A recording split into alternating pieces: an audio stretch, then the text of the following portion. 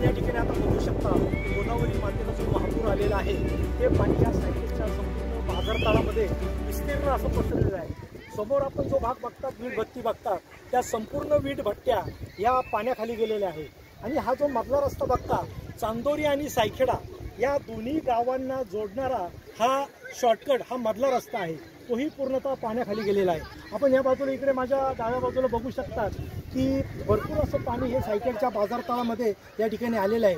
आठवड्याचा या ठिकाणी बाजार भरत असतो, परंतु या बाजारतळामध्ये पाणी आल्यानंतर अनेक छोटे लाकडाचे ओंडके काही वस्तू वाहून येतात, तर ग्रामस्थ ते गोळा करण्याच्या प्रयत्नामध्ये बघतात। या ठिकाणी गावकऱ्यांना माझं एकच आव्हान आहे की प्रशासनाने आपल्याला जो ऑरेंज अलर्ट दिलेला आहे की अतिवृष्टी 24 तासामध्ये होऊ शकते, तर आपले घरं हे पाण्याच्या अतिशय जवळ असल्यामुळे आपण या अगोदरच आपल्या सामानांची आवराआवर करून सुरक्षित ठिकाणी ग्रामपालिकेने नेमून दिलेल्या ठिकाणी आपण या ठिकाणी स्थलांतरित करावं, असं मी ग्रामस्थांना या गंगानगरच्या रहिवाशांना या ठिकाणी आव्हान करतो।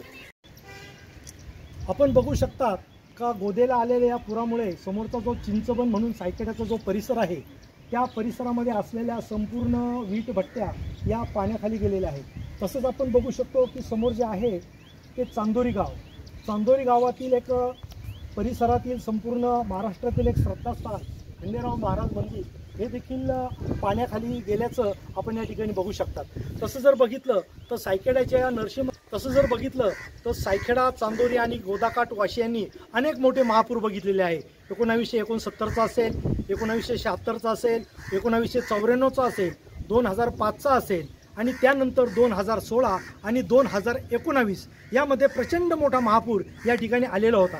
त्या दृष्टीने हा महापूर अतिशय छोटा आहे। नांदूर मधमेश्वरच्या धरणाला गेट बसवल्यामुळं संपूर्णतः पाण्याचा निचरा हा ताबडतोब असतो। आता या सायखेड्याच्या नृसिंह मंदिर परिसरातील आपण छोटे छोटे मंदिर बघता नदीकाठचे, ते देखील या ठिकाणी संपूर्ण पाण्याखाली गेलेले आहेत।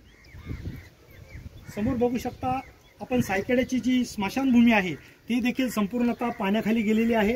दुर्दैवाने काही अनिश्चित अशी घटना एखाद्याची घडली तर आपण त्या स्मशानभूमीमध्ये त्या व्यक्तीला पोचू शकत नाही, त्यासाठी पर्यायी व्यवस्थेचा शोध या ग्रामपालिकेने घ्यावा असं मला या ठिकाणी नमूद करावंसं वाटतंय। आपण हा संपूर्ण गोदेमातेचा परिसर बघताय।